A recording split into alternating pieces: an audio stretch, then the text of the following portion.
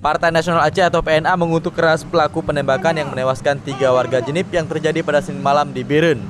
Pernyataan itu disampaikan Muharam Idris, Sekjen PNA yang juga mantan Panglima GAM wilayah Aceh Raya, saat berorasi di panggung kampanye akbar PNA di Stadion di Murtala, Lampineng, Banda Aceh, Jumat petang. Kejadian yang cukup memilukan hati kita Bandung. Banleuro yang kau likut. Musibah kejadian di Biren. Kejadian di Biren diserang seolah-olah untuk berkambing hitam urung-urung PNA.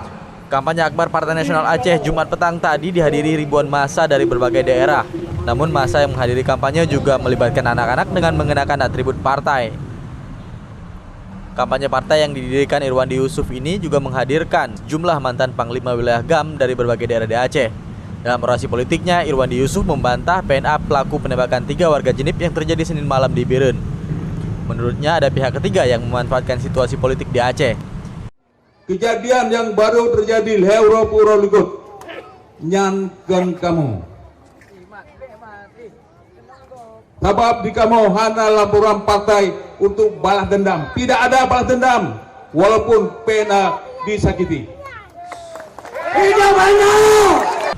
Hal yang sama juga disampaikan Muharam Idris, Sekjen PNA saat berorasi di hadapan ribuan kader dan simpatisan PNA.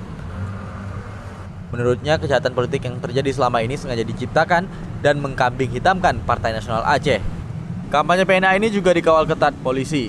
Selain itu, PNA juga menurunkan ratusan pasukan pengamanannya untuk mengamankan lokasi kampanye. Dari Banda Aceh, Raja Umar melaporkan untuk Aceh Video.